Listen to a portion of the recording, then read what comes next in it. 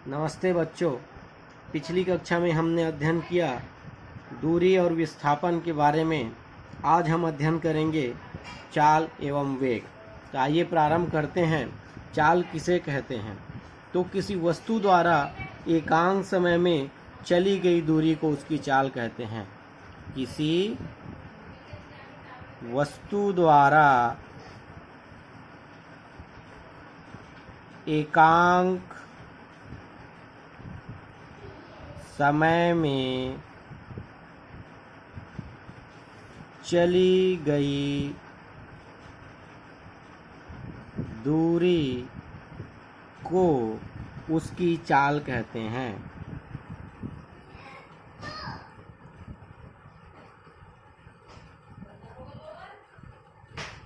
कोई वस्तु है जो गतिमान है, तो उस वस्तु द्वारा एकांक समय में या दिए गए समय में चली गई दूरी ही उसकी चाल कहलाती है।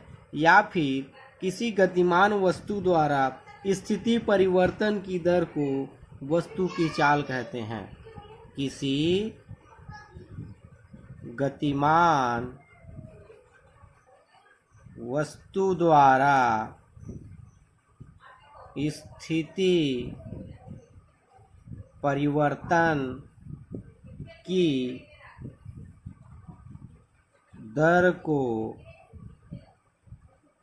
उस वस्तु की चाल कहते हैं। तो ये दोनों तरीके से आप चाल को परिभाषित कर सकते हैं। किसी वस्तु द्वारा इकाई समय में चली गई दूरी को उसकी चाल कहते हैं, या फिर किसी गतिमान वस्तु द्वारा स्थिति परिवर्तन की दर को उस वस्तु की चाल कहते हैं। तो चाल का सूत्र होता है चाल बराबर तय की गई दूरी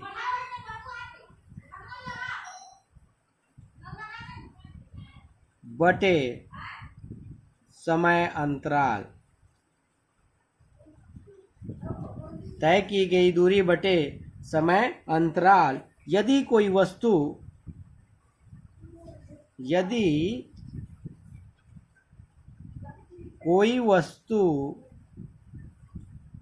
t समय में s दूरी तय करती है, तो यदि कोई वस्तु t समय में s दूरी तय करती है तो उसकी चाल v = हो जाती है दूरी बटा समय, अर्थात v = s/t। तो जहाँ v क्या है? चाल है। s क्या है? उसके द्वारा तय की गई दूरी है। और t क्या है? दिया गया समय है। आइए देखते हैं चाल का मात्रक क्या होता है।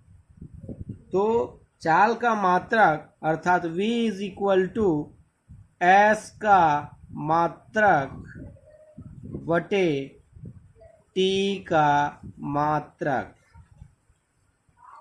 यहाँ पे s क्या है? दूरी है। तो दूरी का मात्रक होता है SI पद्धति में मीटर, और समय का मात्रक होता है सेकंड। तो SI पद्धति में v का मात्रक अर्थात चाल का मात्रक होता है मीटर प्रति सेकंड। क्या होता है? मीटर प्रति सेकंड। या फिर हमको इसको क्या लिख सकते हैं? मीटर इंटू सेकंड का इनवर्स, अर्थात सेकंड का घात ऋण 1। ये है SI पद्धति में।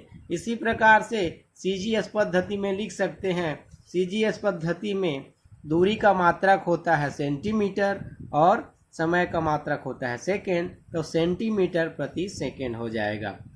विमीय सूत्र, आइए देखते हैं विमीय सूत्र। तो बच्चों v अर्थात चाल = दूरी का विमीय सूत्र। दूरी का विमीय सूत्र अर्थात s का विमीय सूत्र बटे समय का विमीय सूत्र।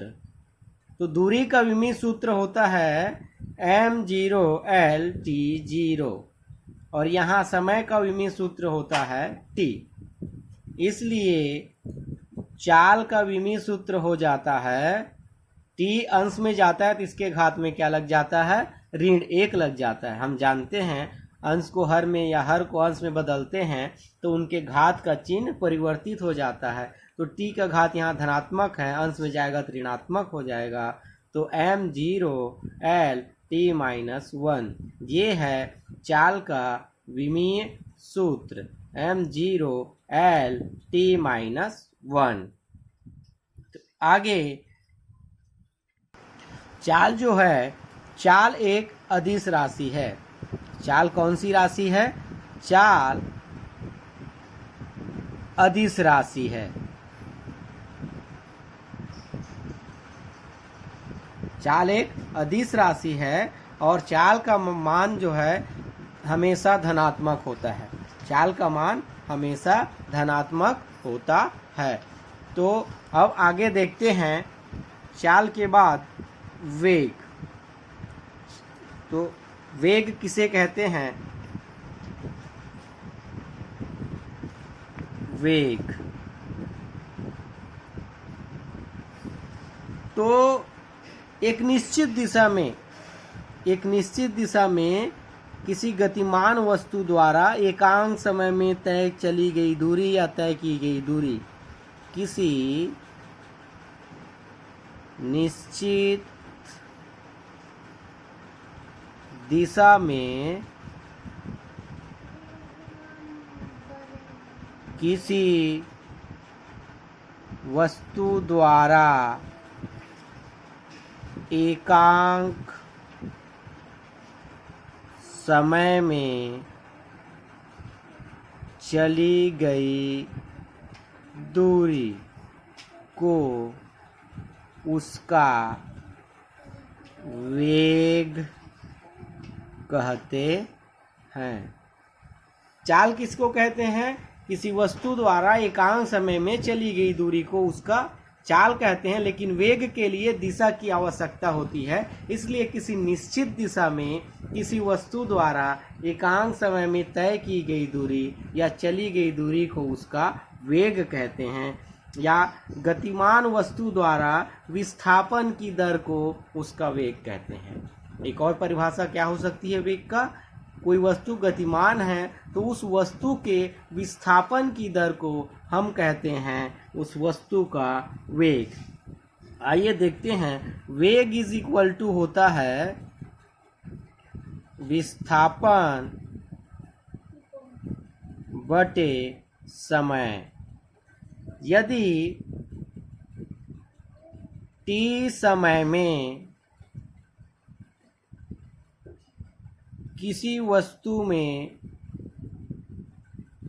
x विस्थापन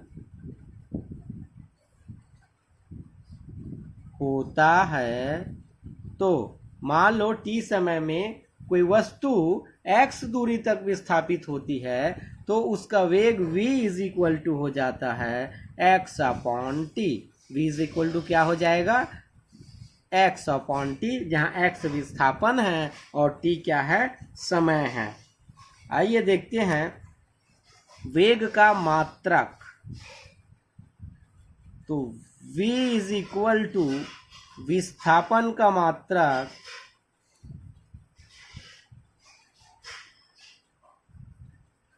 बटे समय का मात्रक। अर्थात SI पद्धति में विस्थापन का मात्रक होता है मीटर और समय का मात्रक होता है सेकंड। तो यह हो जाएगा मीटर प्रति सेकंड। SI पद्धति में वेग का मात्रक क्या होता है? मीटर प्रति सेकंड या फिर मीटर सेकंड का इनवर्स, अर्थात मीटर इंटू सेकेंड का पावर -1। इसी प्रकार से CGS पद्धति में विस्थापन का मात्रक होता है सेंटीमीटर, समय का मात्रक होता है सेकंड। तो CGS पद्धति में वेग का मात्रक हो जाता है सेंटीमीटर प्रति सेकेंड, सेंटीमीटर प्रति सेकेंड। अगला है विमीय सूत्र। विमीय सूत्र, तो विमीय सूत्र v इज इक्वल टू, अर्थात वेग इज इक्वल टू विस्थापन का विमीय सूत्र अपॉन समय का विमीय सूत्र। तो वेग का भी वही विमीय सूत्र होता है जो कि चाल का होता है, क्योंकि विस्थापन का विमीय सूत्र m0L/t0 होता है और समय का विमीय सूत्र होता है t। समय को अंश में ले जाएंगे तो वेग का विमीय सूत्र होगा v is equal to m0L/t-1। ये है वेग का विमीय सूत्र। और वेग जो होता है, वेग एक सदिश राशि है। वेग कौन सी राशि है? वेग सदिश राशि है। वेग एक सदिश राशि है और वेग का मान धनात्मक भी हो सकता है, ऋणात्मक भी हो सकता है और शून्य भी हो सकता है। वेग धनात्मक, ऋणात्मक और शून्य तीनों हो सकते हैं। आगे देखते हैं चाल और वेग में क्या अंतर है। चाल और वेग में अंतर, तो ये चाल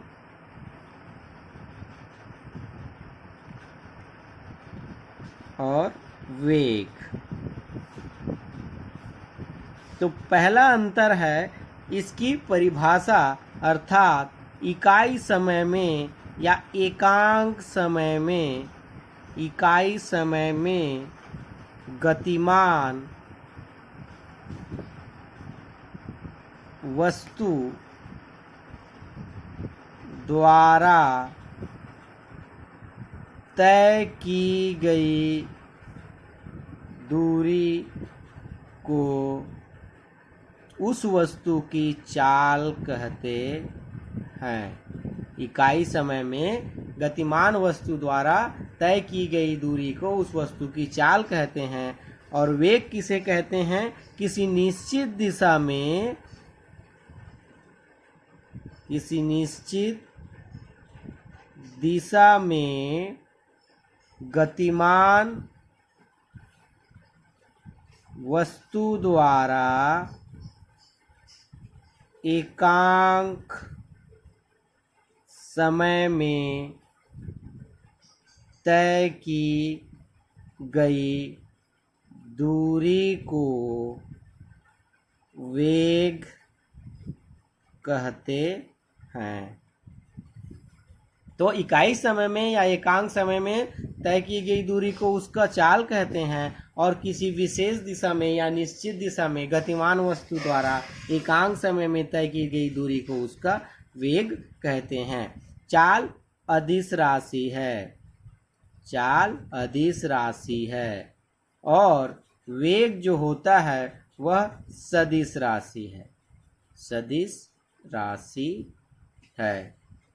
चाल अदिश राशि होता है और वेग सदिश राशि होता है। चाल सदैव धनात्मक होता है, चाल जो होता है सदैव धनात्मक होता है और वेग जो है धनात्मक, ऋणात्मक या शून्य हो सकता है। चाल सदैव धनात्मक होता है, लेकिन वेग धनात्मक भी हो सकता है, ऋणात्मक भी हो सकता है और शून्य भी हो सकता है। चाल वेग के बराबर या उससे अधिक होता है।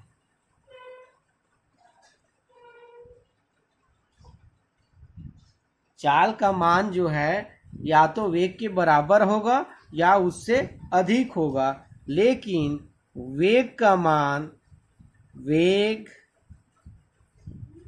चाल के बराबर या उससे कम होता है।